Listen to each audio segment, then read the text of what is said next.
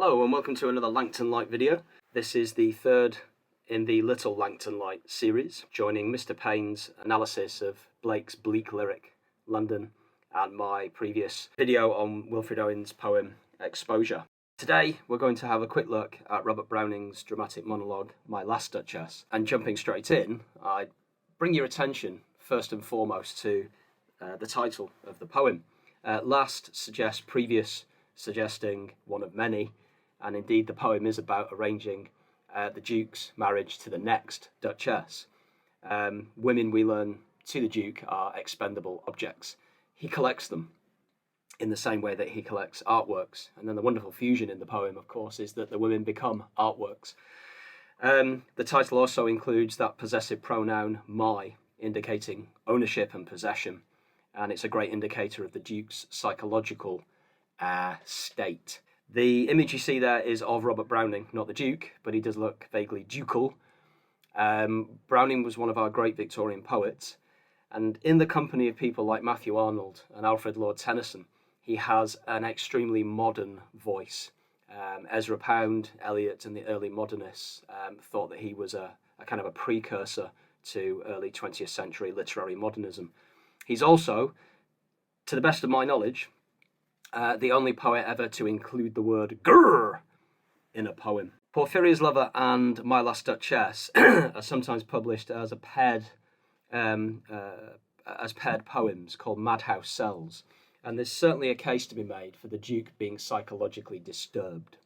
If you look at the opening three lines, that's My Last Duchess painted on the wall. You can hear the iambic rhythm there. Looking as if she were alive, I call that piece a wonder now. There's a lot to unpack. The caesura there, the comma before now, that certainly suggests that at one point he didn't think it was a wonder, reflecting his feelings about his wife. You have the possessive pronoun my, you've got the first person pronoun I. This is a monologue driven by an insanely powerful sense of self and entitlement. Also, the woman is described as being painted on the wall. Now, she's not some kind of weird fresco, she's a portrait. But then that takes you down to line 3, that piece. Now, what is the piece? Is it the artwork? Is it the wife? Is it both? You might want to think about how women are presented in the poem and how the Duke's objectification of his wives is one of the central themes. By the way, rhymed iambic pentameter lines are known as heroic couplets. AQA, AO3, literary context. Now, this is one of the AQA literature power and conflict poems. And luckily for you, thinking about the exam, it's equally a power poem and a conflict poem. Power because it's about ducal power, male arrogance at one level, the Duke's insane sense of power and entitlement, but also conflict because it's that arrogance, that insane sense of self-importance that's brought into conflict with the Duchess's young, immature, flirtatious behaviour, and the conflict arises as a result of that clash. To deal with the other important aspect of the poem, let's not forget that it is a dramatic monologue, and Browning himself is often seen as the pioneer of the dramatic monologue form. This is a specific form of poem. And it's just worth noting that form and structure are not the same thing. Structure means quatrains and stanzas and how a poem is kind of assembled, whereas form is essentially another word for genre. So a basic definition of a dramatic monologue would be a poem in which a speaker addresses some other person. Now, in the poem, that's the Count's messenger, and he's what we call the interlocutor or the addressee, the person to whom the Duke speaks, but he doesn't speak himself. Neither does the Duke's wife or his previous wives. So it is literally all about the Duke, and that's a convention of the form. But of course, it also intensifies that sense of psychological self-centeredness. Dramatic monologues are compelling.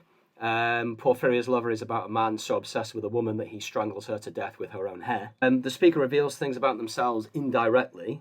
The Duke doesn't say, I am a North Italian Renaissance psychopath, but by the end of the poem you can work out that he is quite comfortably. Monologues are miniature psychological case studies, and you certainly see that here and in Porphyria's Lover. The interlocutor doesn't speak, so very often the reader is the proxy. You think that you're being addressed. So these are very intimate poems, very intense reads. The drama comes because of one of several factors: the revelation of a secret, I kill my wife, dramatic tension of a particular moment, admitting to the fact that he killed the wife because he was jealous of essentially how she looked at donkeys and people around the palace. The Duke's personality, or the main speaker's personality, the Duke certainly is a homicidal, egomaniac, delusional control freak. And the intimacy. I mean, what does Browning make us do as readers when we're listening into the revelation of a murder? Surely, morally speaking, we feel compelled to tell someone else. But who can we tell? So it does make the whole process really quite intense. The subtitle, or the epigraph, properly speaking, to the poem is the word Ferrara. Ferrara is in northern Italy. It's a place. So he's the Duke of Ferrara. He's a Renaissance Duke.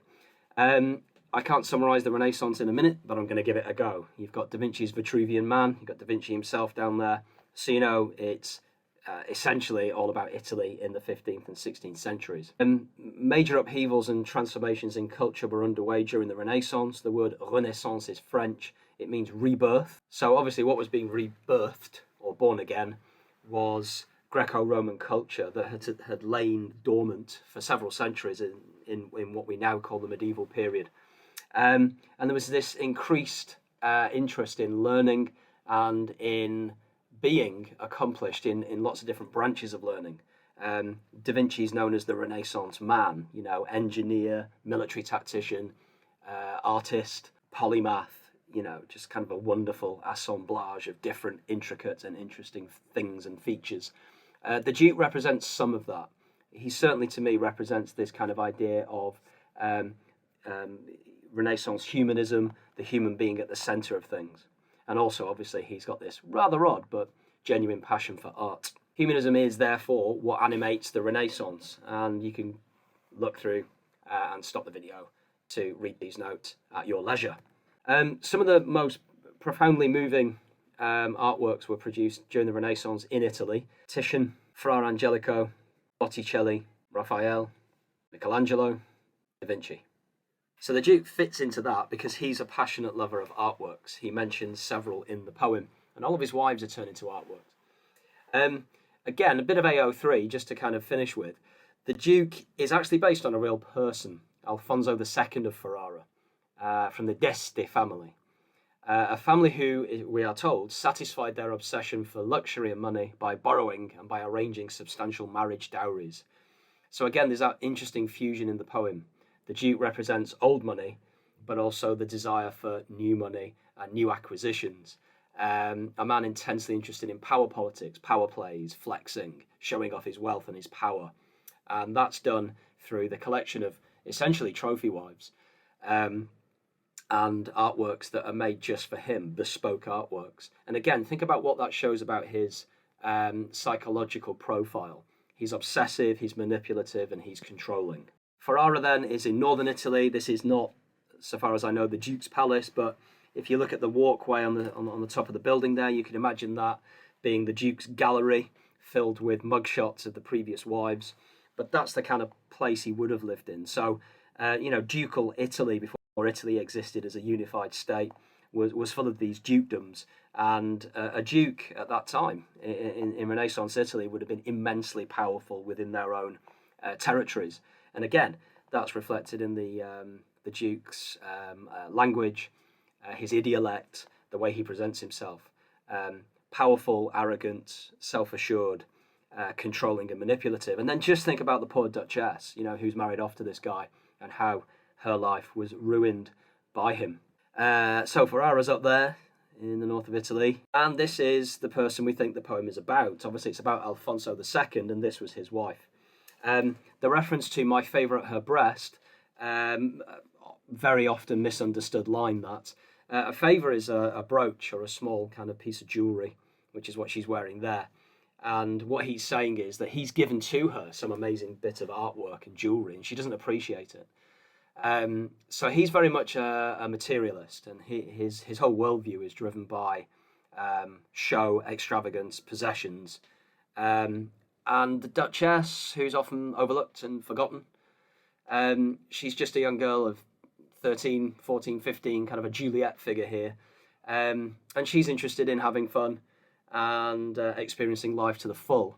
So she's really in the wrong environment, and it's completely not her fault that she ends up with the Duke, whose passion for objectifying people and artwork is highly problematic.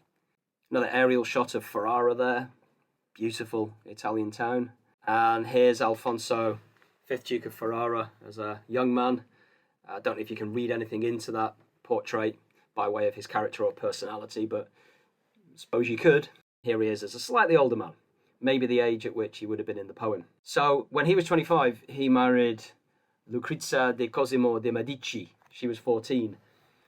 And she would die of what they thought were natural causes, but there was always a rumour that she'd been poisoned. And so Browning takes the rumour of the poisoning of this young girl and turns it into his poem. So just remember, AO3-wise, Blake is writing about real London. Owen is writing about real trench warfare on the Western Front. Browning is writing about a real Italian duke and his wife. These are important things, but then think about how those poets approach fictionalizing and poeticizing their subject matter, because that's really important too. That's part of the transformational power of literature. So I hope I've given you a bit of an insight into the poem, that was an enjoyable kind of shakedown of Browning's monologue.